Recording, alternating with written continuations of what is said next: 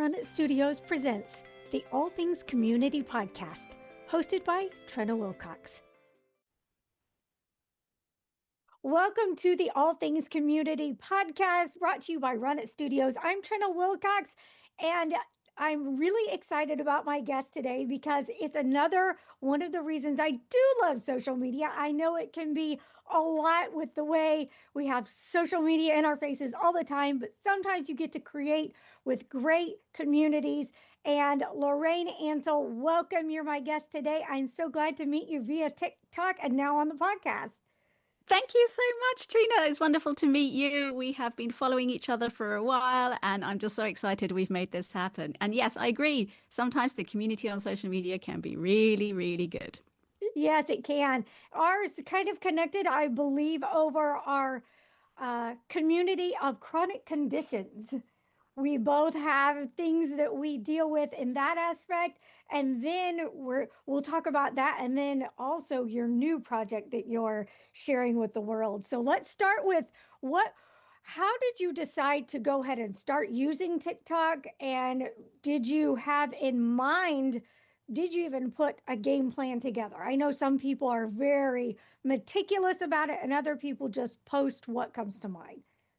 Exactly. Do you know what? I heard about TikTok quite a few years before, I would say about, I can't remember now, maybe 2018 or so, because a neighbor's granddaughter was visiting and she was showing us TikTok. And I had never heard of it before. And she was talking about how you could stitch and how you could do things. And I was just like, oh, wow, that's amazing. Fast forward 2020 and the world goes into lockdown. Okay. So, I had been doing a job at a recording studio and I was voiceover and there was no work. We all had to, that was it. That's it. You're at home. And there I was at home and two things happened at home. I thought, well, I'll download TikTok because, hey, why not? And then at the same time, I realized that I think something was going on quite seriously with my health. So these two kind of things came together and it was brilliant. And, at that point, we're all watching TikTok and, oh, there goes my cat. And we're watching TikTok and there's, people are dancing, they're doing the dance trends and, I'm getting more into it. And at the same time, TikTok is showing me people with my own sort of diagnosis, which I didn't really know I had. And a long story short, a few years later, I got diagnosed and I had been using TikTok just to post random things. There was no real strategy. There was no game plan. And then suddenly when I had this diagnosis, I thought, wow, I can use TikTok as a way to express myself as a late diagnosed person. This was a way to showcase a condition which is rare, although I feel is rarely diagnosed. And also just to find a community and support out there, because I was like, I can't be the only one who this has happened to. What, if you don't mind sharing, what were you experiencing and how long did it take you to get a diagnosis? So I'm late diagnosed and I got diagnosed with hypermobile Ehlers-Danlos syndrome, which is a connective tissue disorder in my early 40s. Now, I ended up writing a whole book and kind of realizing that I had been having symptoms of this condition ever since I was a toddler. Mm-hmm. So that's a long time. That is a really long time. And I had been seeing the doctors. I had been going back. I had blood work. I had hormone tests. That's not quite normal, but you're sort of okay, carry on. Yeah. And there were all these things, people would say, that's a bit odd. I would see the physios. There's a long history of stuff. And so for me, that kind of led to me processing it really differently by writing a book about it and talking about it, but with no real game plan because my condition is very fluctuating. As I realized, I would be, this was the era of lockdown. We were all at home. And prior to that, I had a really busy life. I was, traveling for work, traveling to and from work. And without that work, without that travel, I was still exhausted. I was on the Mhm. sofa exhausted, and my cat would take every opportunity to sit on me in that state. Yeah. And I thought, I can't move from the sofa. What is going on? So yeah, I kind of started to realize and unravel this big mystery, basically. Yeah. That is, it is different. It hits different when you know that you've unconsciously moved your baseline to the point that you just went and moved through it. And it took not going anywhere for you to realize, wait, I'm tired and not, you know, redlining all the time. So, how did you kind of change? Did you change your lifestyle? Did you change habits? What was different for you once you got the diagnosis? Oh, absolutely. So prior to sort of diagnosis and really understanding what was going on, um I had thought I was really unfit. Now this is an example. I would get quite breathless going upstairs. And I thought, gosh, I must be really unfit. Like one flight upstairs and I would be out of breath and I can't, I was heaving to try and find air. And I thought that can't be right. So what did I do? I would go to the gym. I would go to another dance class until it got to the point I was going to 10 dance classes a week in this mistaken assumption that I was Yeah. unfit. And if I just did a bit more, if Yeah. I just kept going that little bit more. And after diagnosis and kind of feeling very validated by the diagnosis, but also a little bit like, what do I do now? Because there is no Right. cure, right? There's no cure. There's no real pathway. There's no medication. There's nothing magical that can make it, Mhm. all fixed. And I realized that I had to change. And all of the things that I had previously taken in as, you've got to push through, you've got to, work through the pain. I didn't even realize I was in pain. I really Oh, didn't realize yeah. because I had normalized it. I had taken that working, mindset so much that I was just pushing through all of the time. And lockdown really was that opportunity to be like, Huh. oh, oops. Yeah. And so, yeah, I changed my life. I became really mindful of everything. Like, Yeah. how am I feeling in this moment? Um, and I didn't sort of a- attack everything with a why, but I looked curiously at every aspect of my life with a why. Like, Mhm. how am I sleeping?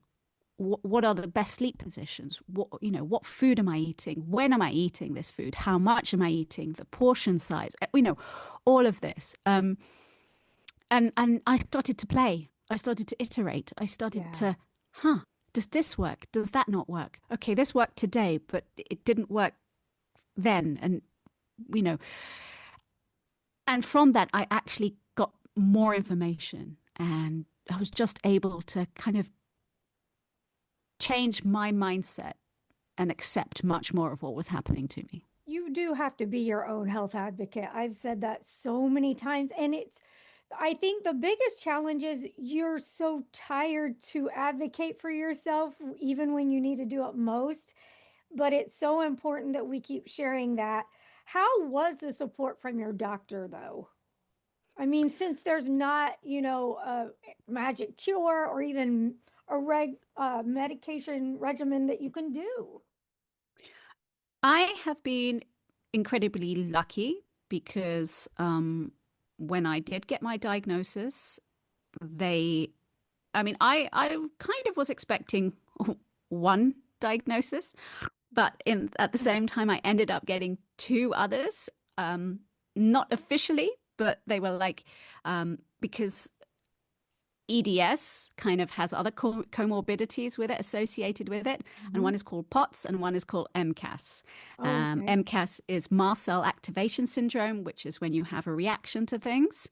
And POTS is postural orthostatic tachycardia syndrome, which for me manifests in a sort of temperature dysregulation. I'm always cold, although now I'm going through perimenopause. I'm always a little bit too hot now. So it's all very confusing. It's all learning. Um, and so I didn't know. And so they said to me when I got the EDS diagnosis, they said, you might want to look into these other two areas because that might tell a bigger story for you. Since then, I've moved away from that place where I got the diagnosis. But, you know, in my case, my eyes are particularly affected by which I believe by the EDS. I have high myopia, and a few years ago I had a detached retina, and my retinal specialist and the eye doctors have been absolutely amazing. And you know, they can see that there are issues. They can see. So, you know, I've been really lucky in that way. But like you said, you have to advocate for yourself, because a lot of doctors don't know about this condition. But for me, it answers so many decades of symptoms and issues. And I'm quite vocal about it. You know, they say, oh, well, your blood tests are normal and your hormone levels are normal. And I will be a bit cheeky and I might say, yeah, but none of those blood tests and hormone tests can tell you that I have a detached retina and that I've had surgery.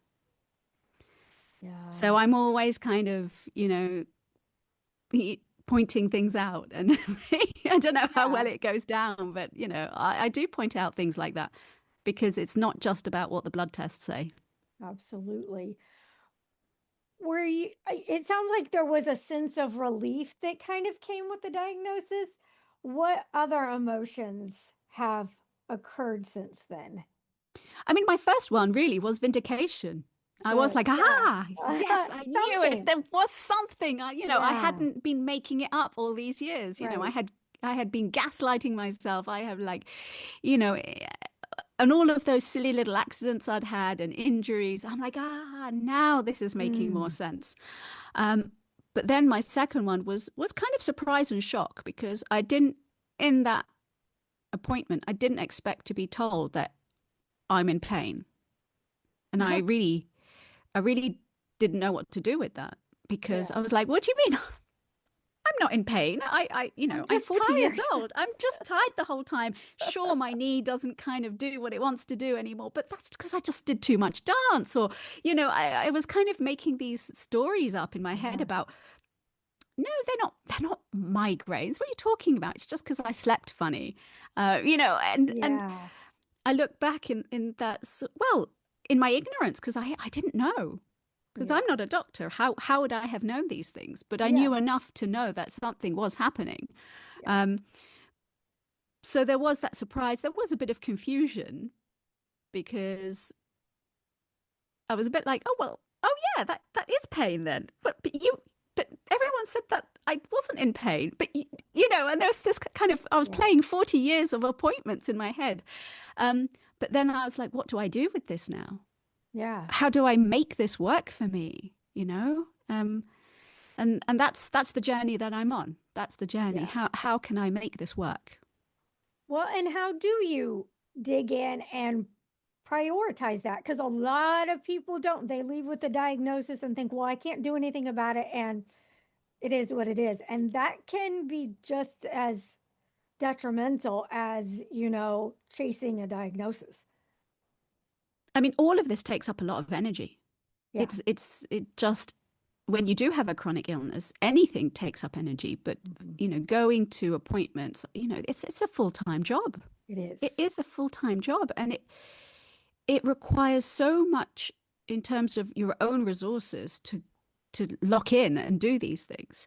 But for me, I did leave a bit like, I mean, I was riding on that high of that, I've got it. Yeah. And then I was like, oh, hang on a second.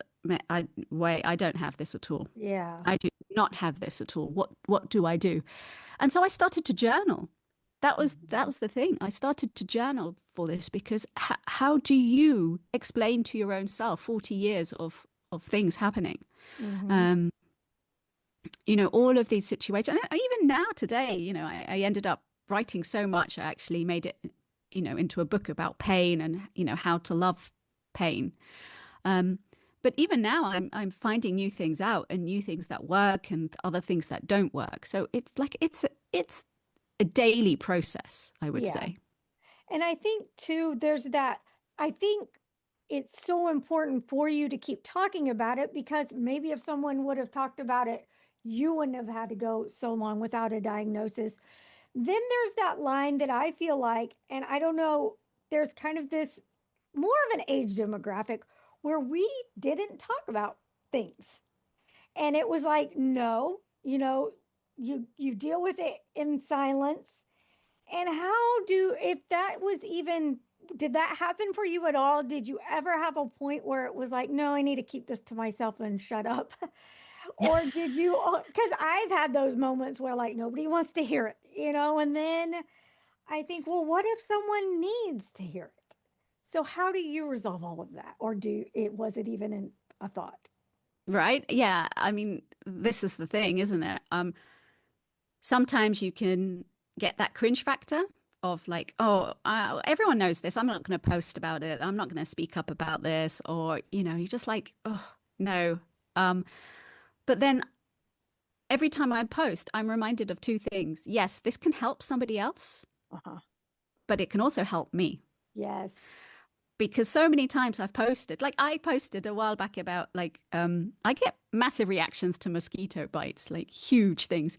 I did not know this was a thing. I posted about it and somebody said, "Oh yeah, that's called skeeter syndrome." I'm like, "What? Huh? What? I'm in my mid 40s and I'm learning about this now. I have been ever since I was little, I have had these reactions to this, to other bites. And what?"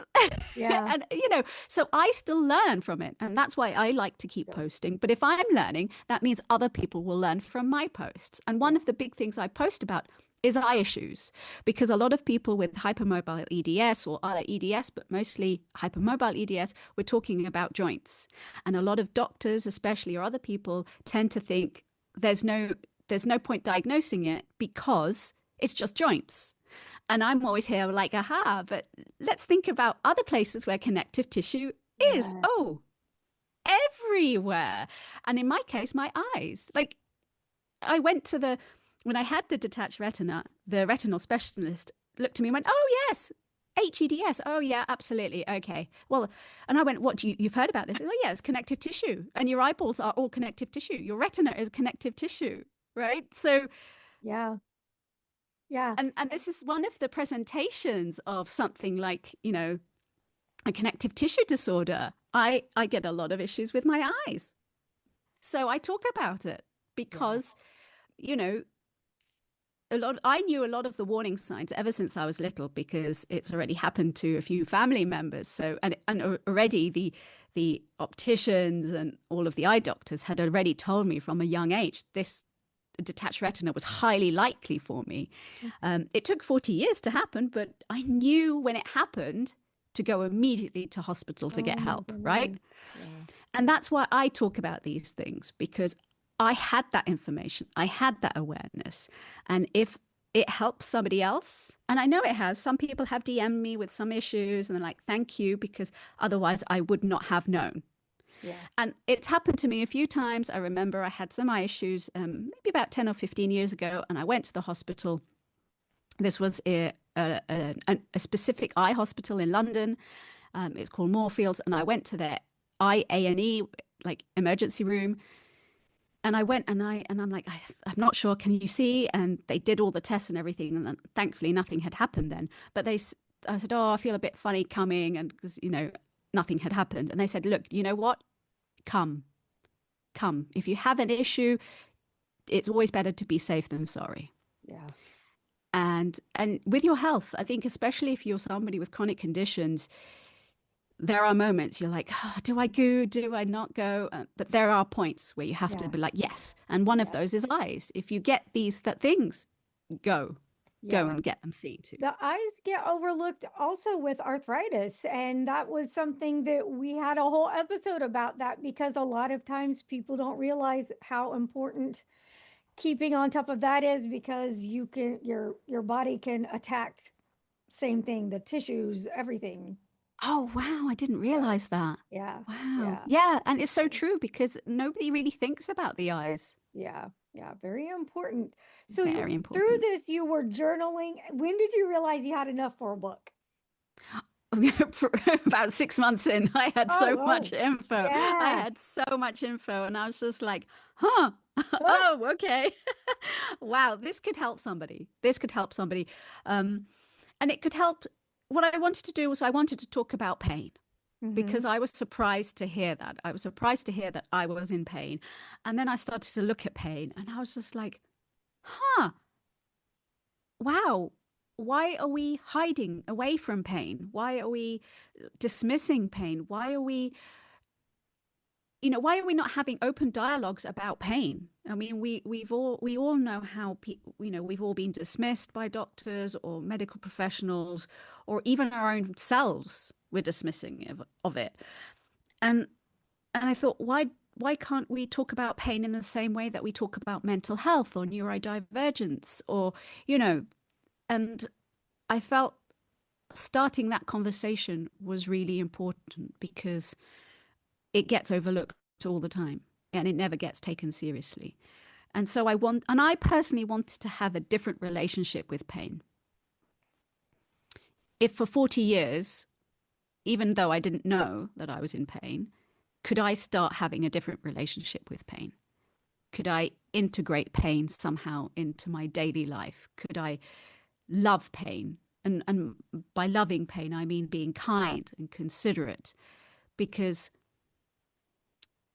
people had often said, well, don't think about the pain. And how can you not think about something which is there constantly, 24/7? It's with you. It's never going to go away.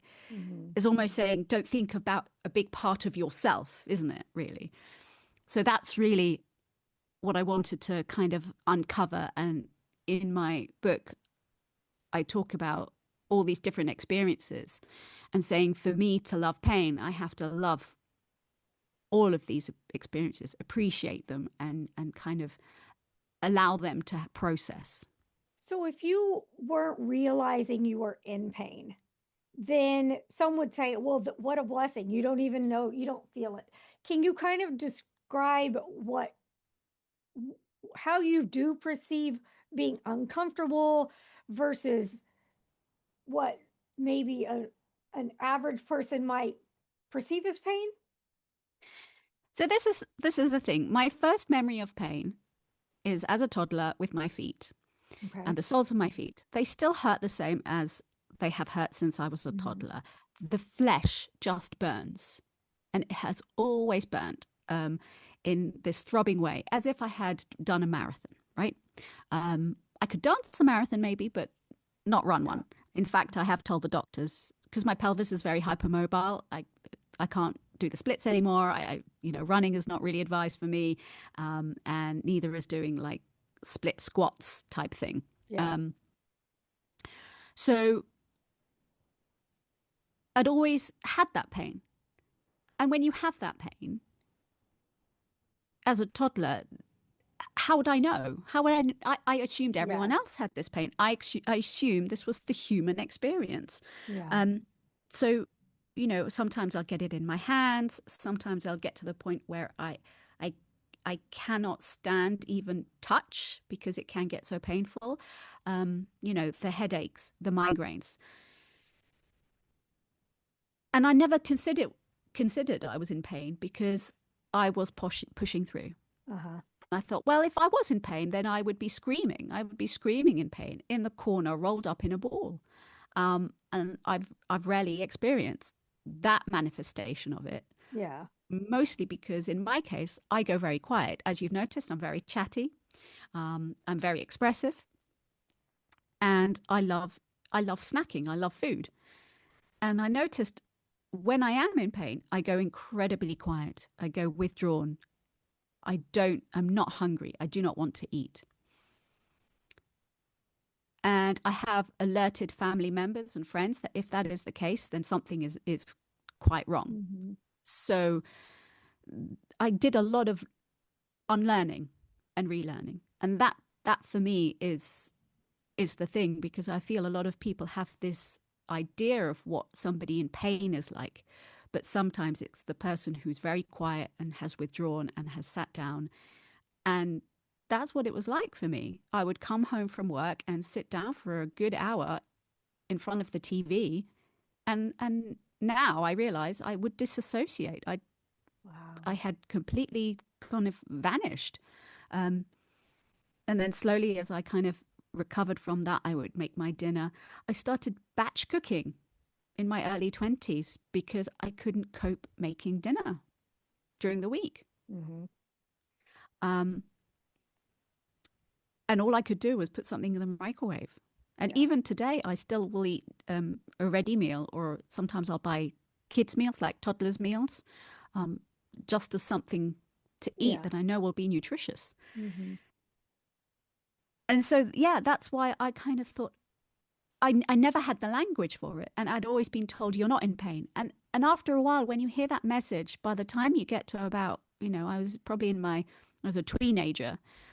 I was like, okay, so this isn't pain then. And Yeah. that sticks, right? That sticks. Pain is a signal, and you were learning to ignore the signal that you That's it. needed to get. Yeah. Exactly. So when you started understanding the signals and now you've got the diagnosis of the signals, has that changed your perception of the pain? Absolutely. Absolutely. I mean, before I would have pushed through so much that I would have burnt out quite often. Okay. Um, and now I've changed the mindset to kind of think of pain as a dance partner, and that Okay. we're always learning together. We're trying to learn a new dance. Maybe this week it's the foxtrot, maybe next week it's the tango. Um, but having that idea now has allowed me to be, instead of very confrontational with the pain and be like, right, that's it, we must stop, this is awful, I'm just so Yeah. in pain. This has allowed me a little bit more flexibility and said, oh, okay, I can now understand there are signals of pain and what will lead to that pain, what will trigger that pain. So now I'm like, oh, okay. So I'm going to pace myself. I'm going to sit down. Yeah. Maybe 10 minutes, maybe 20 minutes, but I'm going to sit down. I'm going to wear my braces. I'm going to wear my supports, Yeah. because all of these things are incrementally small, but they're still incremental. So Mhm. I can be more me for a little Yeah. bit longer, right? Good. Excellent. Excellent. Well, when has your book already been published? Yes, it Is is it out now. available?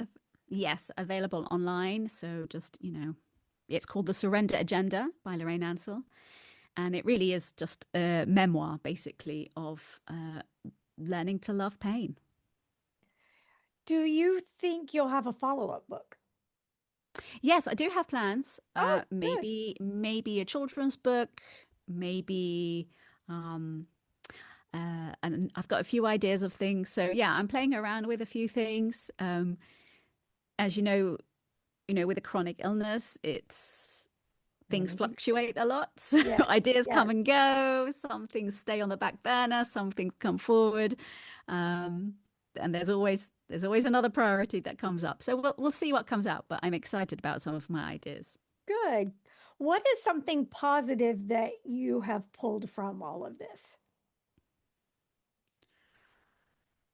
That's a fabulous question. I would say I have entered a new relationship with pain, Hmm. and therefore myself. And I personally feel that having done so, I've unmasked a lot. I was hiding a lot of, neurodivergence. I was hiding a lot of pain. And so by doing this, I have been able to tap into a new me, which is quite exciting, really, because Yeah. I didn't know that there was this me here. So and to honor both myself and the pain.